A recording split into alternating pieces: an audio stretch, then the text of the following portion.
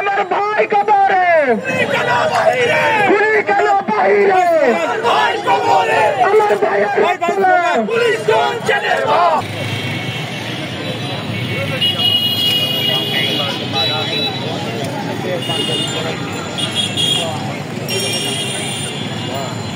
স্বরাষ্ট্র উপদেষ্টা তার বয়স কিন্তু কম হয় নাই, ঠিক আছে? এত বয়স্ক একটা লোক, সে কি মন্ত্রণালয় সামলানোর যোগ্যতা রাখে? তার কি সেই ধরনের তার ক্যাপাবিলিটি আছে? আমরা তার নাম দিয়েছি ডায়পার উপদেষ্টা, কারণ এই বয়সে সে স্বাভাবিক কোনো কাজ করতে পারে না, স্বাভাবিকভাবে সে ওয়াশরুমে হয়তো যেতে পারে না, সে এজন্য তাকে দেশ সে চালাতে পারছে না, সে যেখানে সেখানে দেখা যাচ্ছে যে সব সিদ্ধান্তগুলো ভুল করছে সে। আমরা যখন আন্দোলনে আমি আহত হয়েছিলাম, আমার মাথার এখান থেকে প্রচুর পরিমাণে আমার রক্ত পড়েছিল। কেন কারণ ওই দিন 4 আগস্ট সেদিন আমার মনে হয়েছিল যে না, আমরা একটা সরকার পাবো। এই হাসিনা সরকার যখন পতন হবে তখন আমরা একটা সরকার পাবো, আমাদের সরকার, আমাদের যে সরকার, তারা আমাদের কথা শুনবে, তারা আমাদের হয়ে কাজ করবে। কিন্তু আমরা সেটা পাচ্ছি না।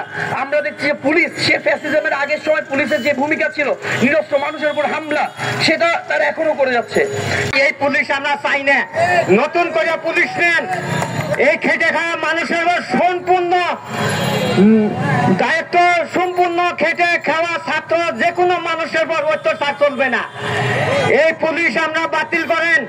খেটে খাওয়া মানুষ সম্পূর্ণ স্কুল কলেজে সব মানুষকে অত্যাচার করতেছে। আমরা আপনাদের উপর আমরা একমত, আমরা এই পুলিশ আমরা মেনে নিব না।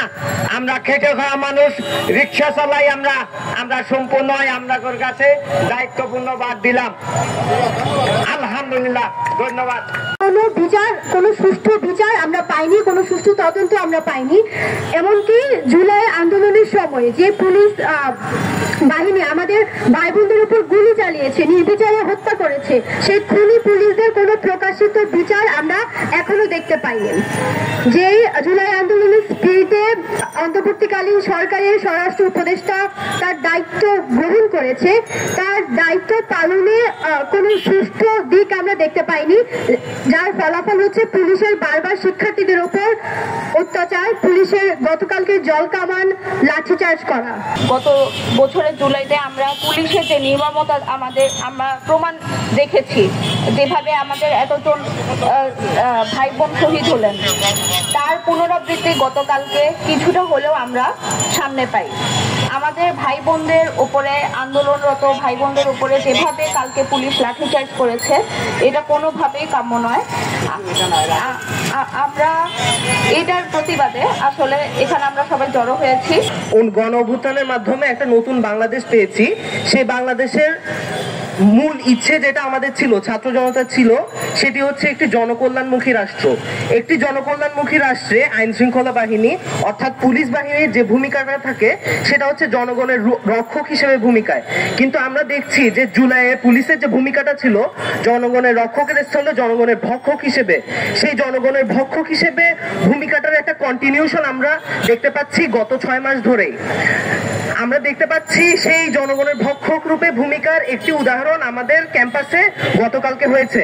আমাদের ভাই বোনদের উপরেই নির্বিচারে লাঠিচার্জ করা হয়েছে।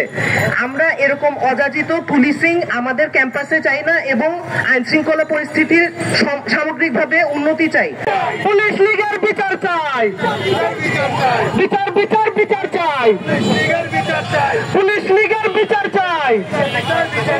আমার ভাইয়ের রক্ত লাল, পুলিশ কোন চেটের মাল, আমার ভাইয়ের রক্ত লাল, পুলিশ কোন চেটের মাল, পুলিশ কোন চেটের মাল, আমার ভাইয়ের রক্ত লাল, আমার ভাইয়ের রক্ত লাল, পুলিশ কোন চেটের মাল, পুলিশ কোন চেটের মাল, আমার ভাইয়ের রক্ত লাল, আমার ভাইয়ের রক্ত লাল, পুলিশ কোন চেটের মাল। 1 2 3 4 তুই গদি ছাড়, তারপর তুই গদি ছাড়, 1 2 3 4 1 2 3 4 তারপর তুই গদি ছাড়, তারপর তুই গদি ছাড়, 1 2 3 4 1 2 3 4 তারপর তুই গদি ছাড়, তারপর তুই গদি ছাড়, 1 2 3 4 আমার ভাইয়ের রক্ত লাল, পুলিশ কোন চেটের, পুলিশ কোন চেটের মাল, আমার ভাইয়ের রক্ত লাল, 1 2 3 4 তারপর তুই গদি ছাড়, তারপর তুই গদি ছাড়, 1 2 3 4 1 2